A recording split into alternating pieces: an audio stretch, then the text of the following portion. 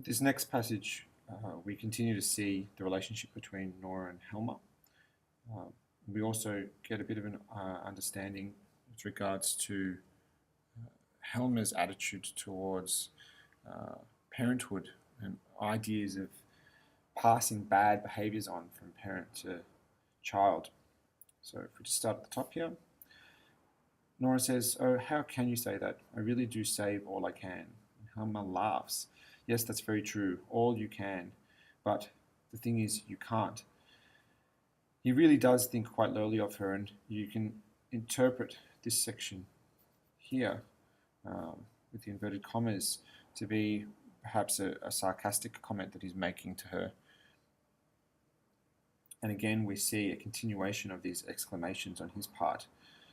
This furthered by the fact that he's laughing at her when he says this. It really does continue that sense of a demeaning tone that he carries when he's discussing things with her, particularly money. Nora, on the other hand, is nodding and smiling happily, and she says, "If only you knew what expenses we skylarks and squirrels have, Torvald." There's an interesting play happening between the two of them. We can see, again, that Nora is almost being rather deceptive in the way that she deals with her husband. This is smiling happily. It's almost a knowing smile, knowing that she actually can manage money quite well, and that all of this belittling language that he's using is really a sign of his ignorance rather than anything else. So it's an interesting little play that happens between the two, and it's I guess a contention that we can work with Nora's character all the way throughout the play, that she's actually quite manipulative, that she actually is the one controlling her husband, even though it seems as though he's the one who's controlling her. She's effectively allowing him to do that, and that in itself is another level of control. Let's continue. Helmer says, "What a funny little one you are. Just like your father, always on the lookout for all the money you can get. But the moment you have it, it seems to slip through your fingers, and you never know what becomes of it. Well, I must take you as you are. It's in your blood. Oh yes, Nora, these things are hereditary." It's a very interesting comment that he makes about the fact that, in his opinion, her inability to understand the ways of money is actually something that she's carried forth from her father. It again helps us understand his attitude towards parenthood, and perhaps his attitudes towards the end of the play when she's considering abandoning the family altogether. You can see why he would be particularly upset when you think about this idea that he has. What then is he going to be thinking of his kids if their mother, have turned out this way? Nora continues and says, "I wish I'd inherited more of Papa's good qualities. And I wouldn't want you to be any different from what you are, just my sweet little songbird. But now, I come to think of it, you look rather, how shall I put it, rather as if you've been up to mischief today." "Do I?" Nora says. "Well, yes, you certainly do. Look me straight in the face." Nora looking at him. "Well?" Now Helmer's wagging a finger at her. Again, it's so demeaning, it's so belittling. He's treating her once again like a child. And he says, "Surely your sweet tooth didn't get the better of you in town today." "No. How could you think that? Didn't little sweet tooth just look in at the confectioner's?" This whole scene here is him questioning her as a father figure would a child, as if she's done something wrong. And we saw right at the beginning of the play Nora quickly hiding the macaroons in essentially the same sort of way as what we see happening here. It's just her own little secret. Again, we can interpret it as Nora being quite manipulative, but there's obviously going to be the other interpretation that really looks at the relationship between Helmer and his wife and the way that he treats her. Nora replies, "No, honestly, Torvald. Not to taste one little sweet? No, of course not. Not even a nibble, a macaroon or two. No, Torvald, really, I promise you." There, of course I was only joking." Nora, going to the table on the right, says, "I wouldn't do anything that you don't like." All right, again, it's reinforcing this submissive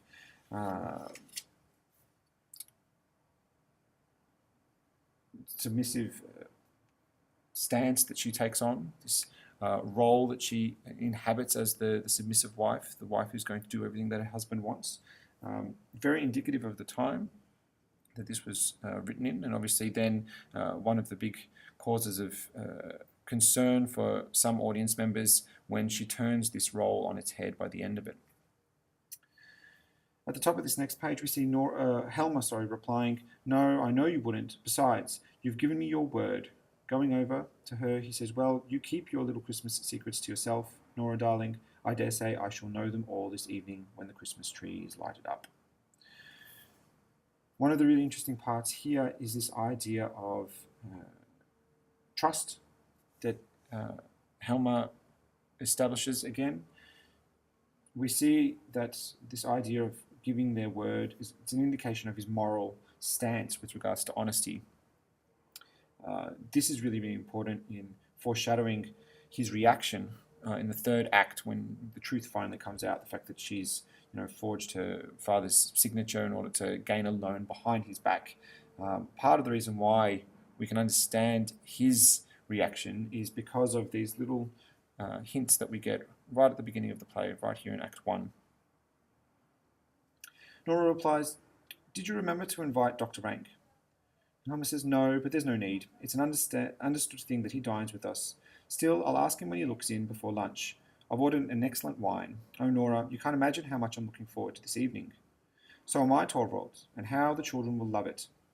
Oh, it's certainly wonderful to think that one has a good, safe post and ample means. It's a very comforting thought, isn't it? Oh, it's wonderful. Do you remember last Christmas? For 3 whole weeks beforehand, you shut yourself up every evening till long after midnight making flowers for the Christmas tree, and all the wonderful surprises for us. Oh, those were the most boring 3 weeks I've ever had to live through." It wasn't the least bit boring for me. And Helmer smiles, "But there was so little to show for it, Nora." "Now, you mustn't tease me about that again. How could I help it if the cat got in and tore everything to bits?" "Poor little Nora, of course you couldn't. You did your best to please us, that's the main thing. But it's certainly good that the hard times are over. Oh, it's really wonderful. Now I needn't sit here by myself and be bored, and you needn't tire your pretty eyes or your sweet little fingers." Nora claps her hands. "No, I needn't, need I?" "Not any more. Oh, it's really wonderful to know that." And taking his arm, "Now I'll tell you how I've been thinking we ought to arrange things, Torvald. As soon as Christmas is over," and then a bell rings in the hall and they're interrupted. "Oh, that's the door." She tidies the room a little. "It must be someone to see us. Oh, that is tiresome." Helmer says, "I'm not at home to callers, remember." And then the maid at the door says, "There's a lady to see you, madam." "Well, show her in."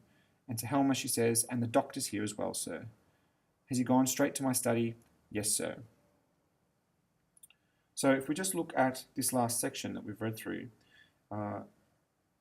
again, we're starting to see Helmer's pride in this new position that he's been able to gain within his job, and the fact that it's providing not only some security but also a greater income shows this preoccupation at the time with, particularly for Helmer, in elevating his status, moving from that middle class to a more upper class, to a more bourgeoisie stance within society, and this job is going to help that.